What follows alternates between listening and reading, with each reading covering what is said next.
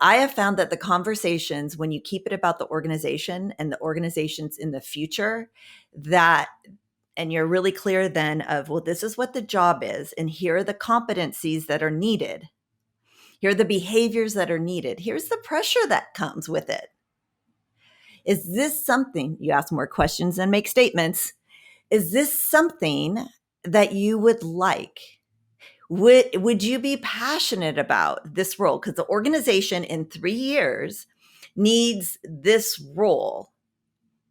Is this something that you would like to be considered for? Good morning, HR. I'm Mike Coffey, and this is the podcast where I talk to business leaders about bringing people together to create value for shareholders, customers, and the community. Please follow, rate, and review Good Morning HR on Apple Podcasts, Stitcher, Spotify, or wherever you get your podcast.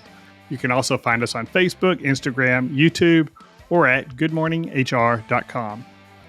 This week, we continue our 2023 New Year's resolutions for people leaders with thoughts on developing the next generation of organization leaders. Many leaders in small and medium-sized businesses see succession planning as an exercise for larger organizations.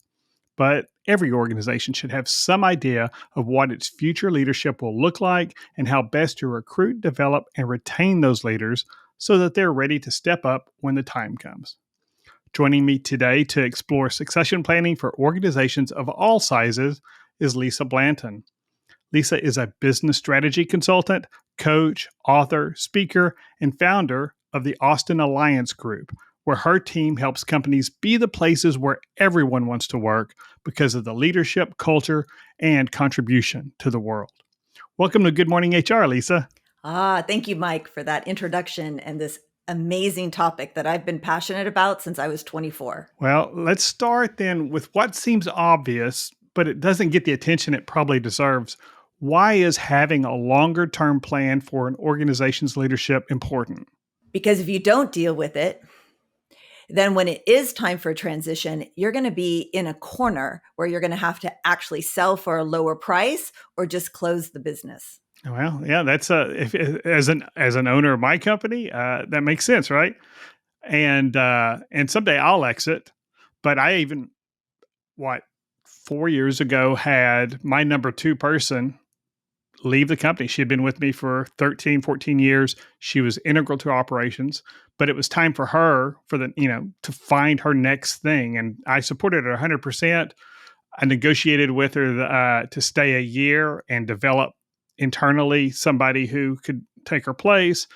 And that person's got a completely different skill set, approaches leadership differently, and in many ways has been an improvement and has, but because we had that year, we were ready. But if we hadn't had that year, if she just had a job offer and decided to leave, I would have been up a creek for a while there. And so I guess it's not just the exit of the owners. It could be, other key personnel as well. Yeah, absolutely. Well, as I say, the only constant, right, is change. So a lot of entrepreneurs like yourself don't want to deal with or think about, right, their exit strategy because I'm going to be here forever, right? And a lot of it is that they've built it around their own ego, and that's where their self-worth is as well. So this is kind of a touchy subject. When I do my business consulting, I tell myself, okay, Lisa, breathe, because we're actually entering a danger zone. And to understand the grieving process. So that's what I've been doing since I was 24 years old, was helping small businesses, small business owners really get what they want out of their business. And they have to start with the end in mind. So starting with the end in mind, then walking it back to make a knowledge transfer plan, a succession plan, a specific strategy, so that they get what they want after so many years of building and working a business. And I can hear leaders in a lot of small and medium-sized businesses responding that, yeah, that's having a succession plan is great, but I can't afford, or building a deep talent bench isn't practical for my organization. How do you respond to that? Well, I wouldn't put it as one or the other, especially in these times of the great resignation or great reevaluation or whatever label you want to put on it. People want to work for a place that is invested in them as well. So let's call it career development, right? Not succession planning specifically, but taking this one person and asking them questions. Hey, where do you want to be in 3 years, 5 years, 10 years? Great. Let's create a plan together that I can help you get there. And sometimes it's managing people out of the company. I've done that too. Absolutely. Somebody wanted to be a truck driver, and just having open and honest conversations. The person was a drafts person in my architectural engineering company. And when we had this career development planning conversation, he's like, I really want to travel across the country. And my father was a trucker, and I'm thinking that's what I want to be. And then the rest is history. Within about 3 months, he had a plan and informed his wife, or they worked together, and he stopped being in an office and achieving his dream. Because we'd rather have someone who's fully engaged and love what they do and passionate about it than someone who's always looking out the window. Right, Mike? Right. Yeah. And that's interesting because in the situation I mentioned earlier with my VP of operations leaving a few years ago, her actual degree was in computer science. And we worked together in HR, 100 years ago. And she came to, she was one of my first employees, and I had so much trust and confidence in her. And she grew into that position of really running the operations side of the business. But she really wanted, she while she worked for me, she had received her degree in computer science, but she saw that she was entering her early 40s, and if she didn't do it now, she was never going to do it. And so she was able to, like I said, and I'm so open with my employees, and we have a lot of frank conversations around those things. And she was able to comfortably come to me and say, "Hey, this is where I'm at, and it's not a money issue. It's nothing to do with the company. It's just, this isn't the size organization that's ever going to have a full IT development team. We're not saying we just don't need that." And so we made that plan and executed on it. But if it'd been 3 months, I would have been, like I said, in real trouble, because we would have survived it. But it would have been a very different situation though. So I was really blessed that she gave me a year. So that helped. And you've got a partner in crime there with you. I do. I think I'm one of your first ones that, yes, there's a FedEx person that's just delivering to my neighbor. So my little dog, she's settling down again. So we're No, that's safe. great. We're safe. No, that's, this is remote work 101. People, when we're working out of our homes, people are going to have the real world happen. And it's not as nearly as environmentally separate as our old workplaces back in the day. Yeah. Well, and that's something that I also wanted to have a conversation about is, succession planning, career development. What's most important is that leaders really know their employees, right? And when I started in the 80s, it was leave your home and family at home. When you work, you do whatever the boss says to do. Period. We don't want to hear about your ills, or just you show up, you be the robot, you do what I tell you to do, and usually nothing more.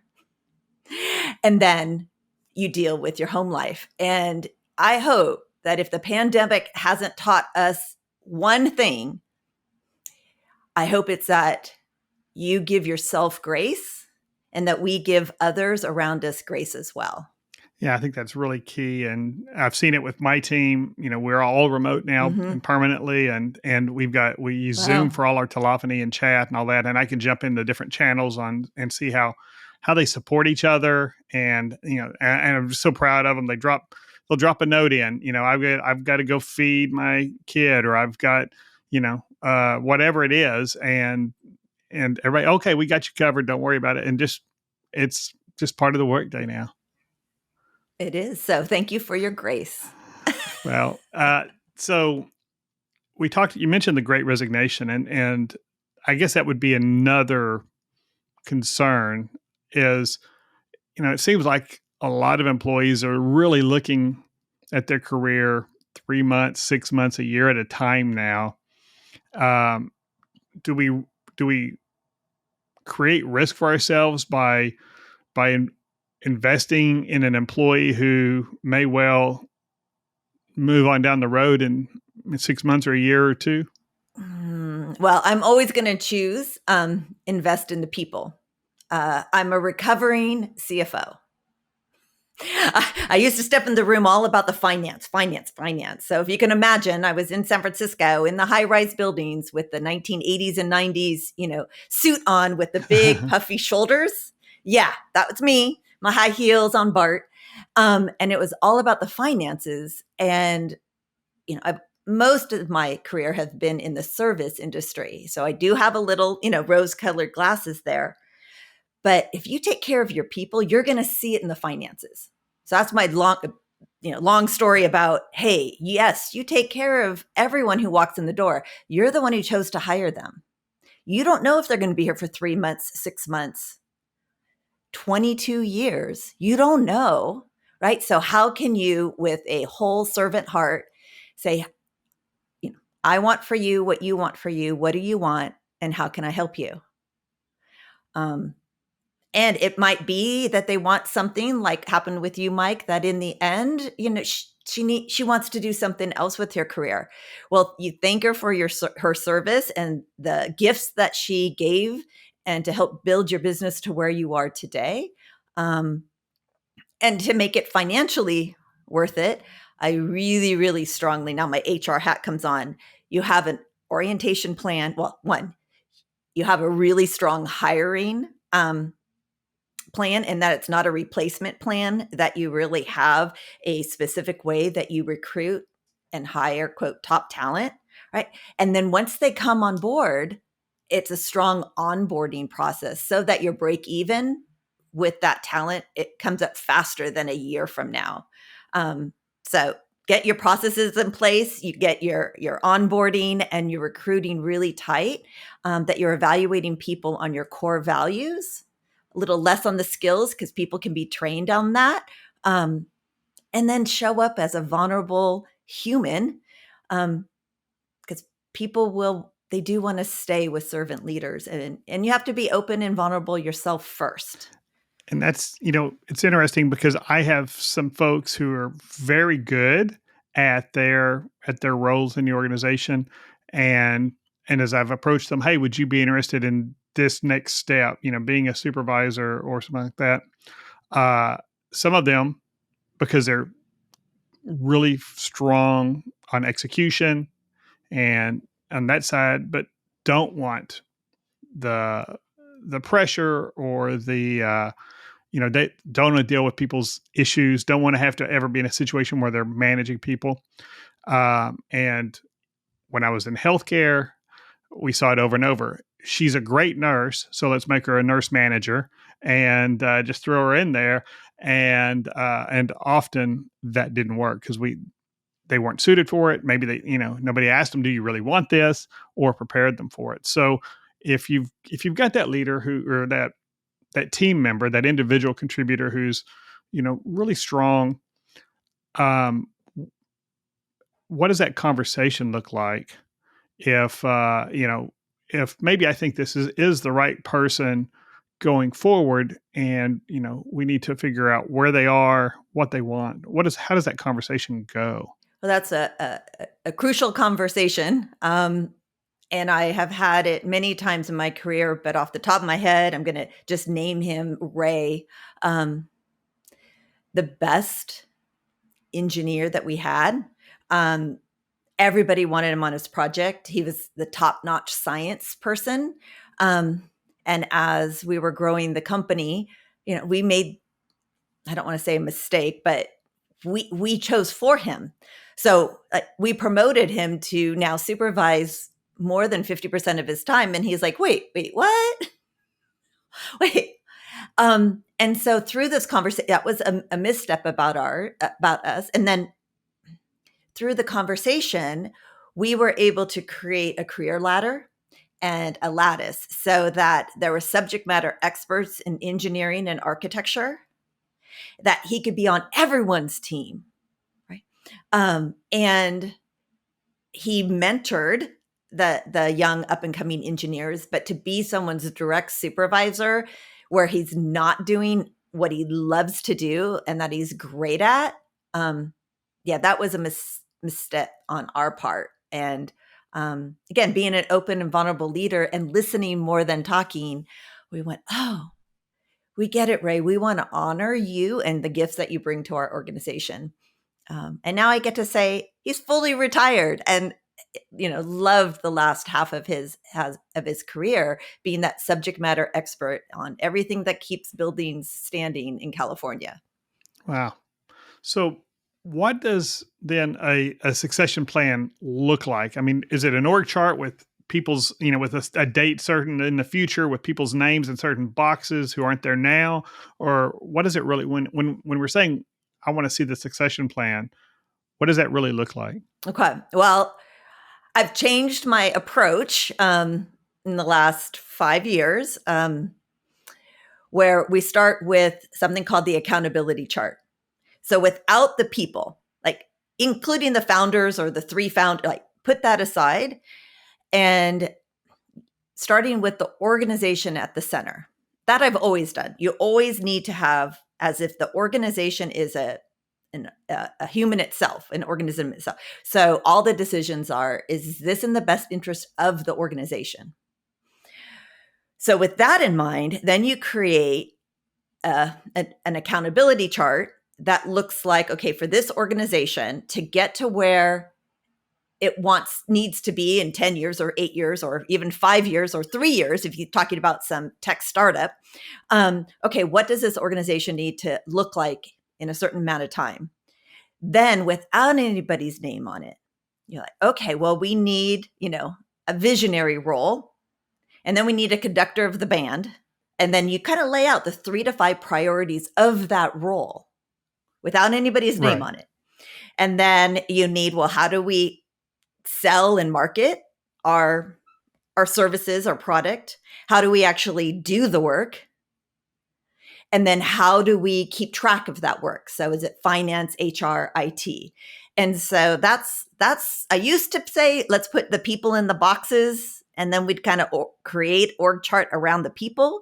But that actually hinders you from and opens you up to risk. That, well, if you build something around the people, as perhaps, Mike, you were just telling in your storytelling, I mean, you needed to do what you needed to do when you started the company, but then that created a risk for you. What if that person were to leave? And, we do have the lottery win or, something else that's more tragic that could happen to that person. So it's a real big risk not to build your organization around the organization itself. That's going to with the thought of it's going to outlast me and the leadership team. And then what are the roles then that we need? And I'm just doing this with my company right now. What do we need next year? Then we have our 3-year picture. Well, what does the accountability chart look like at that 3-year picture? And the 8-year vision. And you design it for the company first. Then you say, okay, here is what the visionary role looks like. Here are the 3 to 5 priorities. Anyone qualified to do that, or the best qualified? Do we have to go seek it out externally? And now you start working your process of finding and retaining the top talent, including a really strong, I was going to use another word, a strong onboarding process, so that if it's not the right fit, then it doesn't cost you that much and you can move on to the next. Yeah. So you're really describing the entrepreneurial operating systems approach to the accountability chart instead of an org chart, right? And so you've got your visionary up here, and then you've got your COO, basically your person who's really good at execution. Then you've got your pillars like accounting and finance, sales and marketing, or marketing and sales, two separate things sometimes. Uh, and then operations and whatever else is necessary in your organization, and you've got those. So if we have that, and we know what those accountabilities are for each of those roles without names in them, and in the future, right now, sales and marketing may be one person, and it's just one, but we think if we hit our targets and we're on schedule in 5 years or 8 years, there's going to be 3 people in that role, and there's going to be 3 people supporting that function. How do we know, okay, and we're going to need the ability to lead, manage, and hold other people accountable, and other skills. How do we know who in that organization has those competencies, or would be somebody that we could develop those competencies successfully in? It's a tricky conversation, right? And I've been in organizations that are family businesses that someone has been there for 20 years, therefore they should get the job of the director of engineering. A lot of traditions, right? But I have found that the conversations, when you keep it about the organization and the organizations in the future, and you're really clear then of, well, this is what the job is, and here are the competencies that are needed. Here are the behaviors that are needed. Here's the pressure that comes with it. Is this something, you ask more questions than make statements, is this something that you would like? Would you be passionate about this role? Because the organization in 3 years needs this role. Is this something that you would like to be considered for? Yes, no. So now if they say yes, then you're like, great. Then here are some gaps. So you do a gap analysis. Here are some gaps in your current skill set, and I want to help you. So you do need to have some money in the budget for training.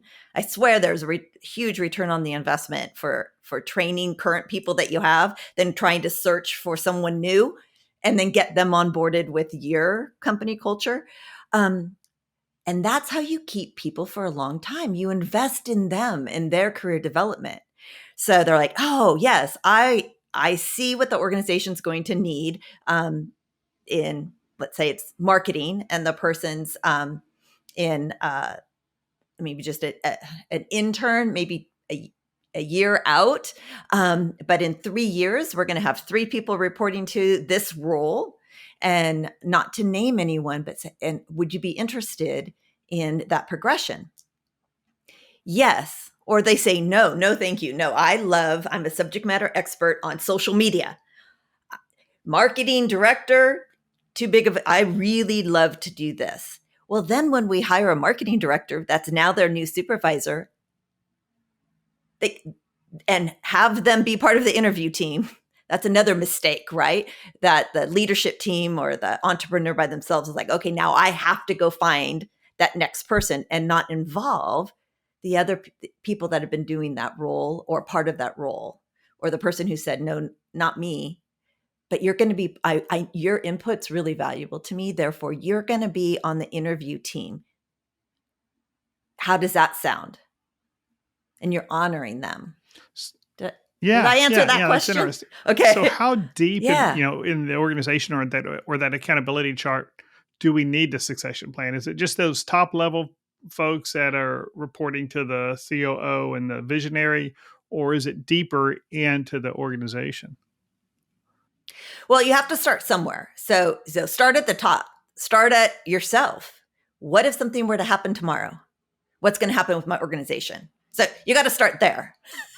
And that's best for your family. I'm just, now I'm talking entrepreneurs, sure. But, best for your family, best for the organization, best for the employees. So you got to start with your own succession plan. Then if you're managing a small business and there's a leadership team, you got to start with that leadership team. What if something were to happen with us? And I think, again, we had a pandemic that was happening to some leadership teams, that the person either was no longer with us or had a reevaluation of their role. There's so many CEOs actually that resigned during the last 2.5 years. I don't have the data, but I've read it in Well, I've certainly Forbes. seen it Um, in our and customer base. Yeah. so start with the top, then the next group of leaders, and make your way down. And that would be all the way down to, and I don't mean down, I really mean up, because the people who are closest to the customer really make the most impact. So what if someone were to, at the place where they're the top customer service person, right? And they're like, I don't want to do this anymore. And we've had some horror stories, right? Where they just say, I'm not coming back tomorrow. So we have to have a succession plan, a replacement plan at that level. So start with the top, but really as your organizational structure and business planning, you need to have a plan for every role. And let's take a quick break. Good Morning HR is brought to you by Imperative, premium background checks with fast and friendly service. 23 years ago, I founded Imperative to help risk-averse clients make well-informed decisions about the people they involve in their business. Often that involves giving employers thorough and easy-to-understand background checks on prospective employees. But sometimes it means helping families make well-informed decisions when hiring nannies or other caregivers. Outside of employment, we help services firms with their client acceptance and know your customer requirements, and we help investors research the principles in firms in which they are considering making private equity placements. Basically, if people are involved, there's risk involved. We help companies identify and mitigate that risk. You can learn more about Imperative at imperativeinfo.com. If you're an HRCI or SHRM certified professional, this episode of Good Morning HR has been pre-approved for 3/4 of an hour of recertification credit. To obtain the recertification information, visit goodmorninghr.com and click on Research Credits. Then select episode 73 and enter the keyword Blanton. That's Blanton. And now back to my conversation with Lisa Blanton. So, as we're looking at those positions that we want to, have backfill on, have a deeper talent bench on, and we see somebody who's great on the technical aspects of the role, we have the conversation with them. Would this be something that you're interested in the future? Would you be willing to make that personal investment if we'll make as an organization the financial and investment on our part? What does the assessment look like of where they are versus where they need to be on those leadership skills, and just where they need to be as far as knowledge transfer in the organization and key relationships, things like that? How do you do that assessment? What does that look like? Well, that's very complex because such a broad, it depends on the role. So could you be more specific, like, okay, it's a CFO, Okay. or because then I could work Sure. through a scenario. Yeah, let's just say way. the CFO. Let's say it's our lead money person. All right. So the lead money role, right? They have to be both forward thinking, that's finance, and backward thinking, history, that's accounting. So accounting and finance. And so you've defined the role without the person first. So say, okay, for this organization, here's our CFO role now. In 3 years, when we are 5 times larger than we are right now, this is what the CFO role needs to look like. And when we are at our 8-year target, then this is what that would look like. And they are very different. If you're a small business and it's more heavy on accounting than finance, but as you grow, there's more finance that needs to happen. So outlining basically 3 different job descriptions for what the CFO role is for this organization, 1 year, 3 years, 10 years out, 8 years out, whatever your big vision is. Then gather some data, ask some experts, right? And then create a potential job description for those other, in the future in the roles. Then you bring the person, just like I said before, hey, this is where we're going. We are, here's our core values. This is our 3-year picture, our big vision. How do you want to fit into this picture? oh, you're in finance, like you're in accounting. Let me show you, right, the roadmap and see if our roadmap path can match their career development. Let's say they say yes. Then you, okay, well, then let's together see where there's some gaps. Where do you feel comfortable or not comfortable? And they might say, I've been doing the accounting. I'm really good at QuickBooks, Deltec or whatever, but I haven't done any forecasting. Great. Okay. How do you believe that you can gain some skills there? Well, if they're already thinking about wanting to career progress to be a CFO, they've already had some conversations with themselves that, yeah, if I were to belong to a CFO group, if I were to go to this conference, and if they don't know, then you give them the assignment. It's kind of my number one after 30 years tip that I can tell. 30 years of doing this, I used to try to do everything myself, where I would take on the burden of, oh, let me go find you resources. And now I say, hey, I'm open. If you can go write a career roadmap, you know where the organization needs to be in this role. I hear that you're interested in it. And then you give them some feedback too. Yeah, I agree. We haven't done any forecasting. That is a skill that really needs to happen and to have. Can you go and do some research on where you could get that skill honed, and then give me some pricing too, and then we'll have that conversation.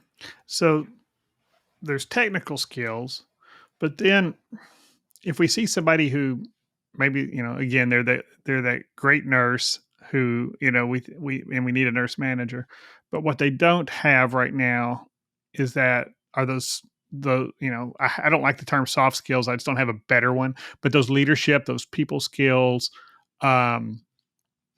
What do we do when we well, maybe we don't even know because they've not been in that role. Maybe we don't have a way to measure. Is there a way to assess somebody's leadership potential, or how do we invest it? What do we do there to say, is this somebody who, regardless of, I've certainly worked with some CFOs who were great at the execution side of the CFO job, but were monsters when it came to dealing with people. So how do you evaluate that early? Well, the soft skills are the hard skills. I just heard someone last week say, I can't believe it. All my issues have to deal with people. Like, yeah. So, how can I address that is we all can get better in the hard skills of communication, and we can never be perfect at it. So I highly recommend that as an organization, you start with that everyone has a base level of influence for communication skills. And, everything I learned in kindergarten regarding relationships. So what are you doing as an organization without having to pick just one person? But let's talk about holistically as an organization based on our core values. Start there, that everyone gets similar training on communication and relationship building. And then that's when you can get some assessment that someone's like, ooh, I don't feel comfortable with the crucial conversations. Let's say, okay, let's get you some specific training and that you could practice. So they do that. And then when maybe they need a mentor and or a coach. So, and also the current trend is not just executive coaching. That almost everyone deserves some type of coach where they can call them up and say, I'm scared. I don't know how. I'm worried. And they can coach them through how to be even more brave in the organization. So to summarize, start with the whole organization so that everybody has the same training in communication and relationship building. Then out of that, there'll be people that'll say, oh, I'm not really good at this, or you can see it as well. Or of course, doing employee engagement surveys or supervisor surveys where it's 360 surveys and you're getting the black and white. And then you have the conversation of, look at the turnover and the churn rate for supervisors, and address that with some coaching, mentoring, and some some learning classes. And I think that idea of everyone having those hard skills, or let's call them difficult skills, the people skills, having that training, I think that probably also sets a baseline of expectation across the organization. This is how we're going to do it here. And so if I'm if I'm an employee with a manager, I know what the training is. I know what what this manager has been taught, because it's the same thing I've been taught. And so I know that, you know, this isn't maybe okay. This isn't, how this person's speaking to. I mean, I can, that's off the topic of succession planning somewhat, but I can see where everybody being on the same page with how we, what our culture is, how we do things here, would be impacted by having, a consistent common training too. And just, like you said, often our least, financially valuable employees, as far as the ones who we pay, invest in money wise, are often the ones with the most contact with our clients. Investing in them just to improve those relationships and make them better and give them an opportunity, would be an advance for the whole organization. Now, here's a huge mistake. If you were to invest in, hey, we're going to get communication, I don't know, start with 90 minutes of a communication course on communicating to influence to get direct results. Okay. It'd be good for customer service. It'd be good for engineers. It'd be good for nurses. Like, yeah, how do you communicate to influence so that you get results from the people that you're communicating with? The mistake that happens, Mike, is the leadership team says, great, sign up. Everybody else goes but them. Yeah, sure. And now they're not speaking the same language as the rest of the team, right? No. And what's happening? Everybody else is going, but the top leadership team, and we're like, oh, it's us, but not them. And then how do you hold your leadership team accountable when they go to do some behaviors that have busted people's trust? And they're trying to use the tools on, the 7 steps to have an assertive communication. And that person didn't take the class and is sending the message where it's good for you, but not for me. I don't have the time. It's not worthy of my time. Right. Well, if it's not worthy to the leader's time, then why are you investing everybody else to go? So leaders always have to go first in everything. Yeah. Go first in everything. Yeah. And it's just like we were talking about EOS earlier. I've seen EOS implementations fail primarily because the leaders didn't attend the planning sessions. The leaders just left it to to their subordinates to do it. They're too busy, or I've got other uses for my time, and you're sending a message to the whole group that this really isn't that important. It's flavor of the week, and next week it'll be some other flavor, and we'll be doing something completely different. Absolutely, and that has to do with strategic planning too. So my first real hands-in project about strategic planning, this happened to us. So it was a founder. He owned 100% of the shares, and it was just a simple monthly meeting. There were 11 of us, and we're just reporting on budget versus actual, or this scorecard. Are we on track or off track? And out of the blue, and I'm the CFO, also have IT and HR functions responsible. And I've been working with the entrepreneur really closely. And then all of a sudden, in the middle of the meeting, he's like, oh, I have an idea. Everyone stand up. Okay. We stood up, Mike. And then he said, whoever wants to own my business remains standing. Yeah. What? So literally, there were 2 people who said, no way, not now. And there ended up being 8 of us that remained standing. And then he said, "You all go figure it out. I'll pay for the CPA, but you have to do this on your own time and come back to me with an offer." So he took himself out of succession planning. And then the 8 of us, we did with gumption, like tried to figure out and used our own time and some of our own money to get some consultants. And then we delivered to him after about 8 months, literally back then, a binder. And he flipped to the back and he said, "The price isn't high enough." Closed the book, put it in his desk drawer. And his succession planning was on hold for another 2 years until I can actually get him to be more involved with this. Yeah, don't do it that way. Yeah, it's I mean, this is somebody who just wants to exit, and the place can, as long as he gets his dollars, the place can burn down. He had no interest in a legacy or making sure that the people were taken care of on the back end or anything like that. Mm-hmm. Mm-hmm. Yeah, and that's what you would think from that action. Mm-hmm. But in reality, what they loved was the actual doing the work, did not love running the business of the business. Oh, yeah. And that was a huge lesson for him. It ends up that him is my father. Oh. And that if a company that I started in 1975 as a single father, he wanted to be home to care for his kids when we got home from school.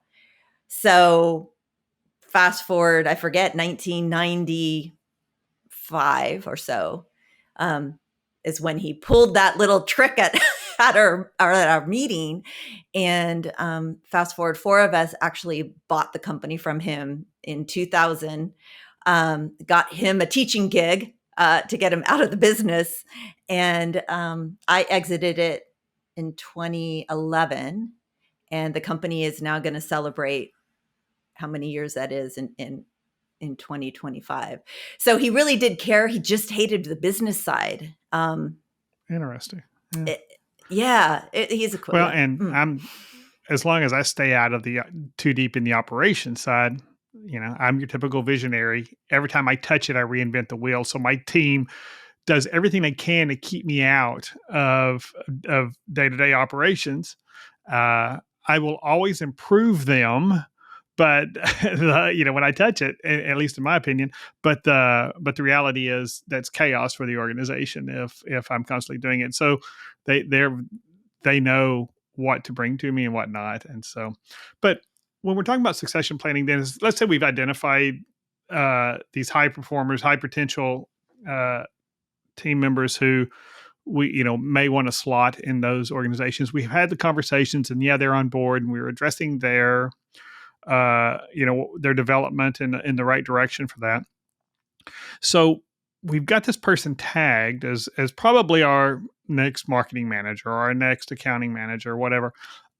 Do we, after having that conversation, do we keep that a secret in the organizations, or do we risk alienating other people by saying this is who, this is the heir apparent, or what do we do with that information in relation to the rest of the employees?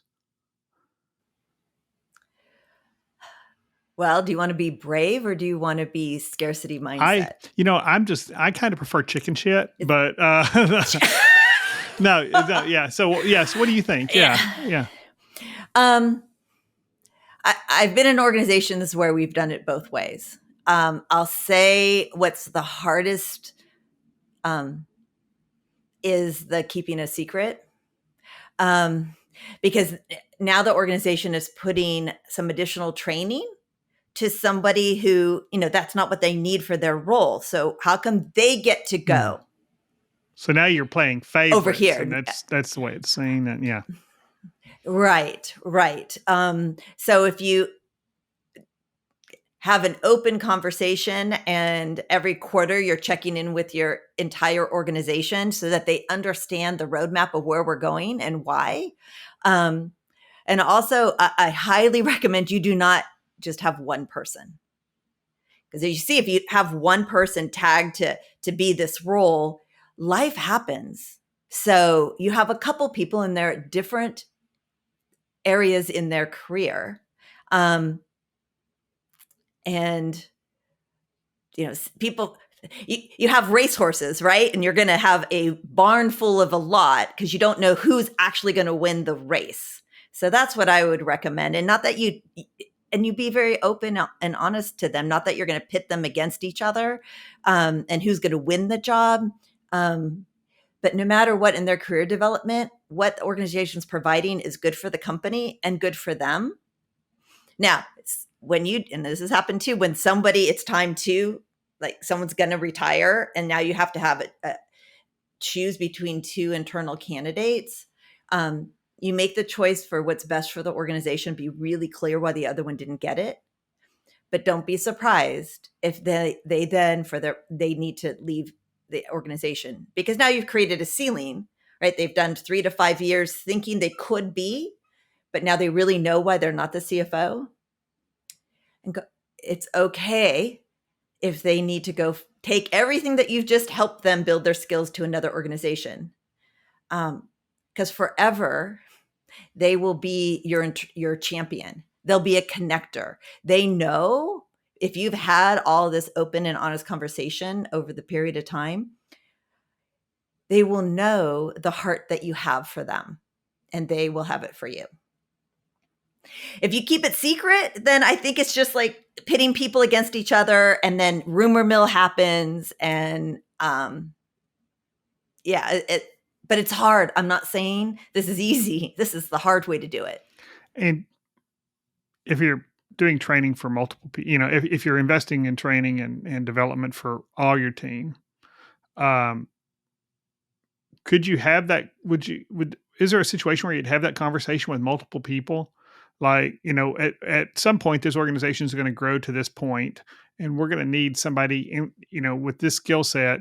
And that we have several people here with this skill set, who we think could develop this skill set and get to this level.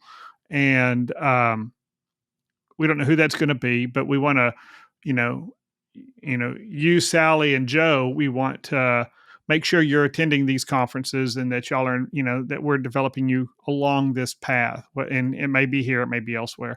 Was that a conversation you'd have, or do you think that puts Sally, Joe, and Bob against each other? You have to have that conversation for the good of the organization. So if you keep coming back to with the organization in the center, so it's best for the organization that we invest in training of more than one person. And we're going to pay for that. It's in our budget. So it's best for the organization that you both get the training and that we interview someone externally. I mean, when it gets to that part, if it's time for the CFO role, I also highly recommend you don't just look internally. It's these two, but there might be a great CFO who has taken the organization where you are right now, something similar, right, to another place. And they have some knowledge that no one internally has. Well, and that's what the reality of what real diversity is as diversity of experiences. And so it could be that somebody with a certain, experience at a company that's already at, X multipliers of where we're at, would be more efficient in whatever role. So. Yeah. And I even know of a story of a person that I was involved in with a couple of organizations before, that they raised their hand to be the president because there was no one else, but they were doing it because it's in the best interest of the organization, right? That somebody step up Right. to do that. And then there was an interview process, and there was a place to bring an outside CEO in, and they had, with such grace and fortitude, and she was such a great leader, that she embraced them coming in, and she is still a key player in the organization, and everyone sees her in an even better light because of how she knew what's best for the organization. is this external CEO coming in to take them to the next level. That's good. Yeah, and that's what you want in all your team, right? You want them to all be on the same page moving forward to make the organization as strong to serve our customers and all our other stakeholders. But in that situation, that organization was open and honest. Like everybody knew, and everybody knew the pros and cons, and yeah, were some people like rooting one way or the other? Absolutely. But the leader, leaders go first. So when she was there shaking the hand and being all in, then they're okay. Therefore, I'm okay. Mm-hmm. So we're well over time of what I promised. So thank you. You've been gracious with your time, but I'm big on metrics. And so if we're investing all this money and time in developing these future leaders, how do we measure it? How do we know if we're on track? And how do we know that, we're going to get the ROI for what we've invested in these high potential leaders? Well, a couple of my favorites are the voluntary turnover rate. Okay, to monitor that. The second would be internal promotions. Right? So how many positions are being filled internally because of elevated skills over a period of time. And that would be an indicator of, we always have to worry about the wrong incentives, right, with measurements. But so we wouldn't go back to our managers and say, promote more people to hit our numbers. It would be, if you're doing it right, keep doing what you're doing. But also we need to work on how we're developing our internal people, not just, can't play with the stats. Oh, right. No, yeah, you can't do that. What other metrics would be good? Yeah, it's always back to the bottom line. So are your employee, you could do employee engagement surveys, but people come to organizations for the mission and the impact that they're going to have. And then they leave because the number one reason for the boss, the supervisor, whether the supervisor or boss is not impactful enough to make the change that they believe needs to happen, or, their boss is just not a really nice person. So really right now, I don't think you can not be involved in career development. Right. And to invest in your people, then you're going to see your turnover rate voluntary turnover rate skyrocket in these times right now. And then, like if you've designated these 5 people as future leaders, key future leaders, you see how their progression on their 360 feedback looks like, I guess, and what their turnover in their direct reports looks like, and hopefully that gives you some insight into how they're doing individually. And then like you said, the bottom line is, if we're a for-profit business, the bottom line is the bottom line, and we need to, pay attention and can we tie this training to real outcomes in the organization? The other one I would add is customer satisfaction, your net promoter score, because everything about communication development, human relationship development is good for your customers too. Sure. So it's not just an internal metrics that I was trying to think off the top of my head, but how are you getting return business? Is that going up? And your customer feedback and documenting that. So communication and relationship building training, you're going to see it in your customers and improve business as well. Well, thank you, Lisa. That's all the time we have, but I really appreciate you joining us. Thank you. Thank you, Mike, for the invite. And thank you for listening. You can find previous episodes, show notes, and contact info for our guests at goodmorninghr.com or on Facebook, Instagram, or YouTube. And don't forget to follow us wherever you get your podcast. Rob Upchurch is our technical producer, and I'm Mike Coffey. As always, don't hesitate to reach out if I can be of service to you personally or professionally. I'll see you next week, and until then, be well, do good, and keep your chin up.